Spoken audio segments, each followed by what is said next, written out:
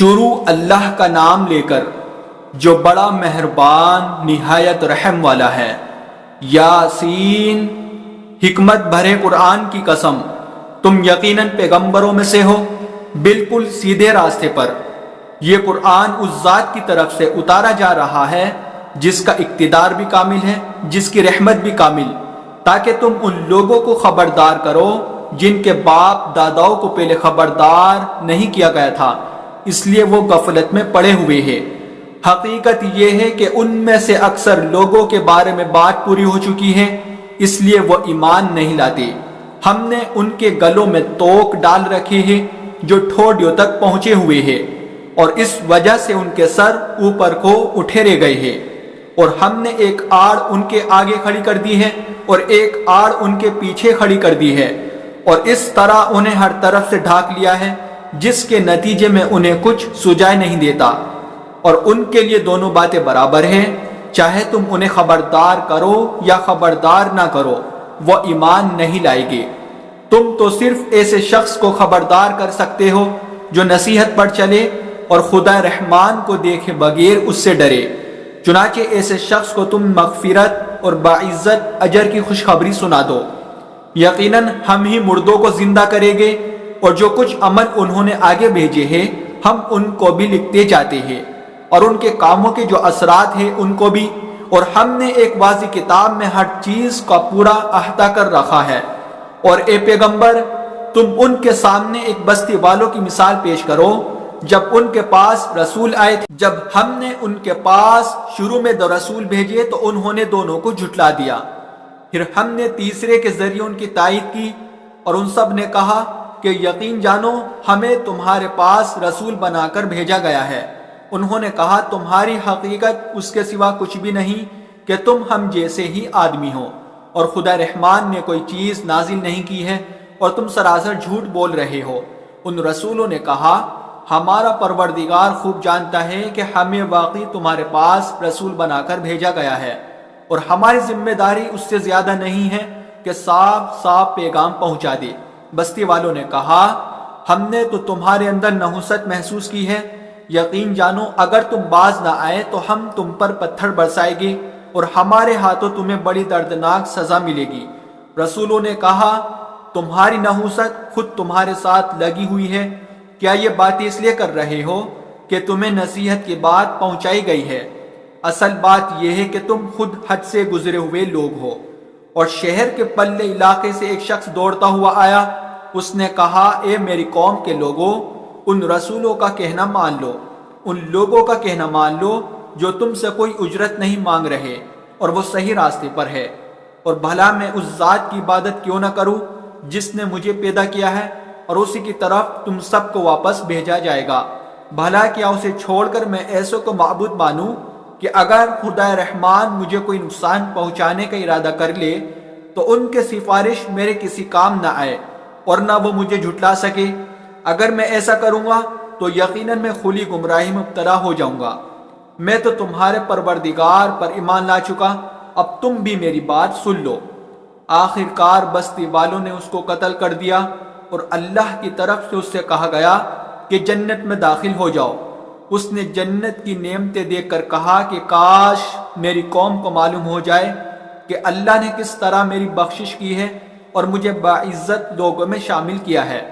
اور اس شخص کے بعد ہم نے اس کی قوم پر آسمان سے کوئی لشکر نہیں اتارا، اور نہ ہمیں اتارنے کی ضرورت تھی، وہ تو بس ایک ہی چنگھاڑ تھی جس سے وہ ایک دم بجھ کر رہ گئے۔ افسوس ہے ایسے بندوں کے حال پر، ان کے پاس کوئی رسول ایسا نہیں آیا جس کا وہ مذاق نہ اڑاتے رہے ہو۔ کیا انہوں نے نہیں دیکھا کہ ان سے پہلے ہم کتنی قوموں کو اس طرح ہلاک کر چکے ہیں کہ وہ ان کے پاس لوٹ کر نہیں آتے،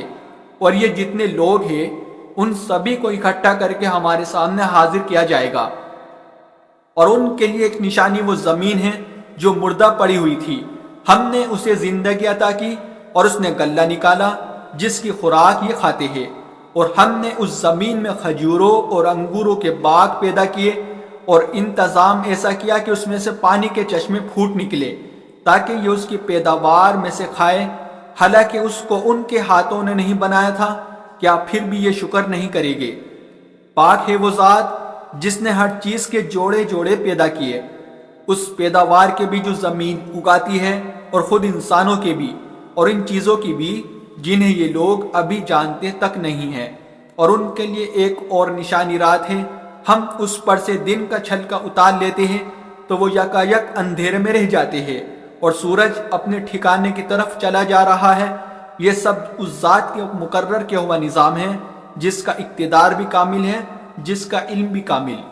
اور چاند ہے کہ ہم نے اس کی منزل ناپ تول کر مقرر کر دی ہے، یہاں تک کہ وہ جب ان منزلوں کے دورے سے لوٹ کر آتا ہے تو کھجور کی پرانی ٹہنی کی طرح پتلا ہو کر رہ جاتا ہے۔ نہ تو سورج کی یہ مجال ہے کہ وہ چاند کو جا پکڑے اور نہ رات دن سے آگے نکل سکتی ہے، اور یہ سب اپنے اپنے مدار میں تیر رہے ہیں۔ اور ان کے لیے ایک اور نشانی یہ ہے کہ ہم نے ان کی اولاد کو بھری ہوئی کشتی میں سوار کیا، اور ہم نے ان کے لیے اسی جیسی اور چیزیں بھی پیدا کی جن پر یہ سواری کرتے ہیں، اور اگر ہم چاہیں تو انہیں غرق کر ڈالے، جس کے بعد نہ تو کوئی ان کی فریاد کو پہنچے اور نہ ان کی جان بچائی جا سکے۔ لیکن یہ سب ہماری طرف سے ایک رحمت ہے اور ایک معین وقت تک زندگی کا مزہ اٹھانے کا موقع ہے جو انہیں دیا جا رہا ہے۔ اور جب ان سے کہا جاتا ہے کہ بچو اس عذاب سے جو تمہارے سامنے ہے اور جو تمہارے مرنے کے بعد آئے گا تاکہ تم پر رحم کیا جائے، تو وہ ذرا کان نہیں دھرتے، اور ان کے پروردگار کی نشانیوں میں سے کوئی نشانی ایسی نہیں آتی جس سے وہ منہ نہ موڑ لیتے ہو۔ اور جب ان سے کہا جاتا ہے کہ اللہ نے تمہیں جو رزق دیا ہے اس میں سے غریبوں پر بھی خرچ کرو، تو یہ کافی لوگ مسلمانوں سے کہتے ہیں کہ ہم ان لوگوں کو کھانا کھلائے جنہیں اگر اللہ چاہتا تو خود کھلا دیتا۔ مسلمانوں، تمہاری حقیقت اس کے سوا کچھ بھی نہیں کہ تم کھلی گمراہی میں پڑے ہوئے ہو، اور کہتے ہیں کہ یہ قیامت کا وعدہ کب پورا ہوگا؟ مسلمانوں بتاؤ اگر تم سچے ہو۔ دراصل یہ لوگ بس ایک چنگھاڑ کا انتظار کر رہے ہیں جو ان کی حجت بازی کے عین درمیان انہیں آ پکڑے گی، پھر نہ یہ کوئی وصیت کر سکے گے اور نہ اپنے گھر والوں کے پاس لوٹ کر جا سکے گے، اور سور پھونکا جائے گا تو یکایک یہ اپنی قبروں سے نکل کر اپنے پروردگار کی طرف تیزی سے روانہ ہو جائے گے۔ کہیں گے کہ ہائے ہماری کمبختی، ہمیں کس نے ہمارے مرکز سے اٹھا کھڑا کیا ہے؟ جواب ملے گا کہ یہ وہی چیز ہے جس کا خدا رحمان نے وعدہ کیا تھا اور پیغمبروں نے سچی بات کہی تھی، اور کچھ نہیں، بس ایک زور کی آواز ہوگی جس کے بعد یہ سب کے سب ہمارے سامنے حاضر کر دیے جائے گی۔ چنانچہ اس دن کسی شخص پر کوئی ظلم نہیں ہوگا اور تمہیں کسی اور چیز کا نہیں بلکہ انہی کاموں کا بدلہ ملے گا جو تم کیا کرتے تھے۔ جنت والے لوگ اس دن یقیناً اپنے مشغلے میں مگن ہوگے، اور وہ ان کی بیویاں گھنے سایوں میں آرام دانشتوں پر ٹیک لگائے ہوئے ہوگے۔ وہاں ان کے لیے میوے ہوگے اور انہیں ہر وہ چیز ملے گی جو وہ منگوائے گے۔ رحمت والے پروردگار کی طرف سے انہیں سلام کہا جائے گا، اور کافروں سے کہا جائے گا کہ اے مجرموں، آج تم مومنوں سے الگ ہو جاؤ۔ اے آدم کے بیٹو، کیا میں نے تمہیں یہ تاکید نہیں کر دی تھی کہ تم شیطان کی عبادت نہ کرنا، وہ تمہارا خدا دشمن ہے،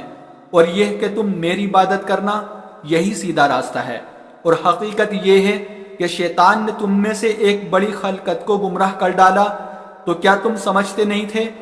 یہ ہے وہ جہنم جس سے تمہیں ڈرایا جاتا تھا،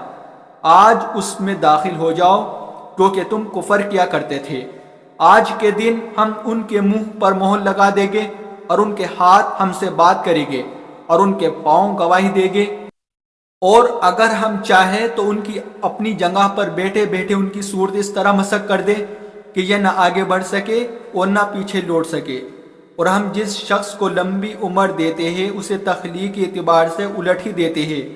کیا پھر بھی انہیں عقل نہیں آتی؟ اور ہم نے اپنے ان پیغمبروں کو نہ شاعری سکھائی ہے اور نہ وہ ان کی شایان شان ہیں، یہ تو بس ایک نصیحت کی بات ہے، اور ایسا قرآن جو حقیقت کو کھول کھول کر بیان کرتا ہے تاکہ ہر اس شخص کو خبردار کرے جو زندہ ہو، اور تاکہ کفر کرنے والوں پر حجت پوری ہو جائے۔ اور کیا انہوں نے یہ نہیں دیکھا کہ ہم نے اپنے ہاتھوں کی بنائی ہوئی چیزوں میں سے ان کے لیے موشی پیدا کیے اور یہ ان کے مالک بنے ہوئے ہیں، اور ہم نے ان موشیوں کو ان کے قابو میں دے دیا ہے، چنانچہ ان میں سے کچھ وہ ہے جو ان کی سواری بنے ہوئے ہیں اور کچھ وہ ہے جنہیں یہ کھاتے ہیں، نیز ان کو ان مویشیوں سے اور بھی فائدہ حاصل ہوتے ہیں اور پینے کی چیزیں ملتی ہیں، کیا پھر بھی یہ شکر نہیں بجا لائیں گے؟ اور انہوں نے اللہ کو چھوڑ کر اس امید پر دوسرے خدا بنا رکھے ہیں کہ انہیں ان سے مدد ملے، حالانکہ ان میں یہ طاقت ہی نہیں ہے کہ ان کی مدد کر سکے، بلکہ وہ ان کے لیے ایک ایسا مخالف لشکر بنے گے جسے قیامت میں ان کے سامنے حاضر کر لیا جائے گا۔ غرض اے پیغمبر، ان کی باتیں تمہیں رنجیدہ نہ کریں، یقین جانو ہمیں سب معلوم ہے کہ یہ کیا کچھ چھپاتے اور کیا کچھ ظاہر کرتے ہیں۔ اور کیا انسان نے یہ نہیں دیکھا کہ ہم نے اسے نطفے سے پیدا کیا تھا، پھر اچانک وہ خلم کھلا جھگڑا کرنے والا بن گیا۔ ہمارے بارے میں تو باتیں بناتا ہے، خود اپنی پیدائش کو بھلا بیٹا ہے، کہتا ہے کہ ان ہڈیوں کو کون زندگی دے گا جبکہ وہ گل چکی ہوگی۔ کہہ دو کہ ان کو وہی زندگی دے گا جس نے انہیں پہلی بار پیدا کیا تھا، اور وہ پیدا کرنے کا ہر کام جانتا ہے۔ وہی ہے جس نے تمہارے لیے سرسبز درخت سے آگ پیدا کر دی ہے، پھر تم ذرا سی دیر میں اس سے سلگانے کا کام لیتے ہو۔ بھلا جس ذات نے آسمان اور زمین کو پیدا کیا ہے، کیا وہ اس پر قادر نہیں ہے کہ ان جیسوں کو دوبارہ پیدا کر سکے؟ کیوں نہیں، جبکہ وہ سب کچھ پیدا کرنے کی پوری مہرت رکھ۔ اس کا معاملہ تو یہ ہے کہ جب وہ کسی چیز کا ارادہ کر لے تو صرف اتنا کہتا ہے کہ ہو جا، بس وہ ہو جاتی ہے۔ غرض پاک ہے وہ ذات جس کے ہاتھ میں ہر چیز کی حکومت ہے، اور اسی کی طرف تم سب کو آخر کار لے جایا جائے گا۔